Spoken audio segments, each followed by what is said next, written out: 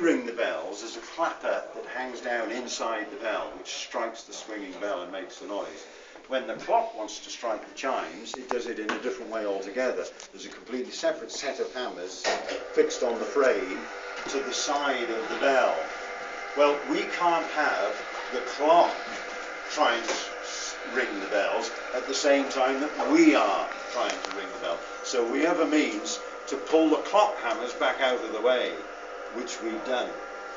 So the clock has just tried to strike 12 o'clock. It's trying to go dong, dong, dong 12 times at the moment. We pull all the hammers off. Because it operates, it pulls through all of these.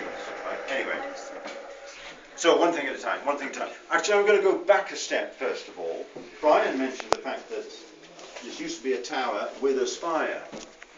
We're at the point where the square tower part stopped and the pointy spire bit started, and you can still see the stone arches in two of the corners here from which the spire would spring.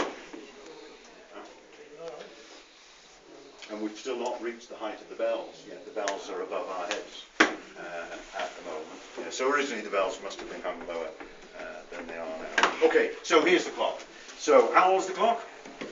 1875. So there's a date of 1875 cast into there. Some of you can see the name John Smith and Sons. They're not the people who made it, they're the people who currently maintain it.